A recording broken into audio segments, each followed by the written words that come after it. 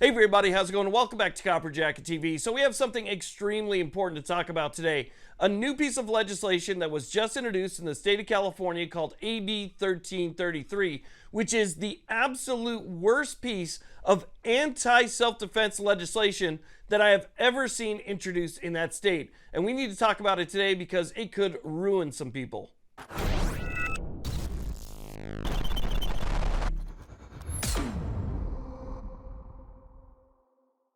Now, real quick before we get started, this video is sponsored by DNT Optics and the Hydra 3-in-1 Thermal. Now, if you've never heard of DNT or day-night technologies, you need to check them out. They make high-end, state-of-the-art optics that everyone can afford. They believe that the ability to see in low light should be more easily accessible to everyone. So if you've ever considered thermal or night vision, but you just thought it was well outside of your reach, think again. Check out DNT Optics, you know where to find them. Okay, so let's go ahead and talk about AB 1333, and I'll put the information to this bill down below.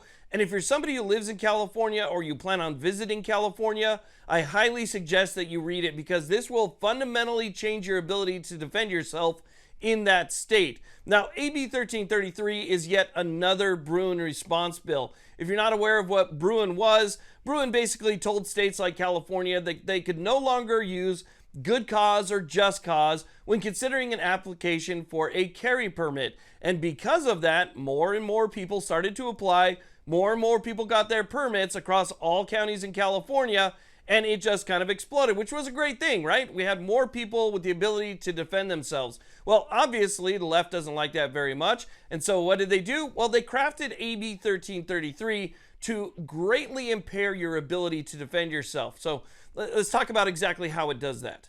Now, it does that by amending and adding new language to existing law that would effectively turn California into a duty to retreat state, which it is not right now. That means that if this bill passes, instead of you being faced with an imminent threat and dealing with that imminent threat, you would now have a duty to retreat. That means that you would have to find some way of escaping the situation before actually dealing with it. When time is of the essence and it comes down to maybe split seconds, you have to first see if there's a way for you to safely escape the area, go somewhere else, hide, get out of the situation first before you actually deal with it. Now, with the language that they've added, it's no longer justifiable when the person was outside of their residence and knew that using force likely to cause or great bodily injury could have been avoided with complete safety by retreating. Now, grammar aside, one of the biggest issues with duty to retreat is time itself.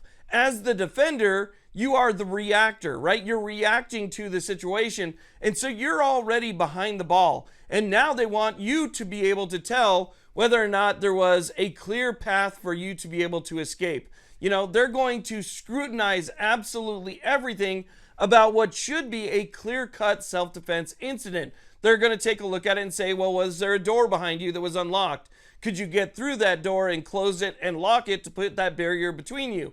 Was there a way for you to run around the corner and maybe hop a fence or open up a fence and lock it behind you? Was there a way for you to escape? Was there a way for you to retreat before you responded to this particular incident? And so it leads to a whole lot more questions. And the problem is, it takes something that is clear-cut self-defense and basically eliminates it. And now the people who are investigating whether or not it's a clear-cut self-defense are going to have to go through this spider web of scenarios or potential scenarios to determine if you had a path to safely escape.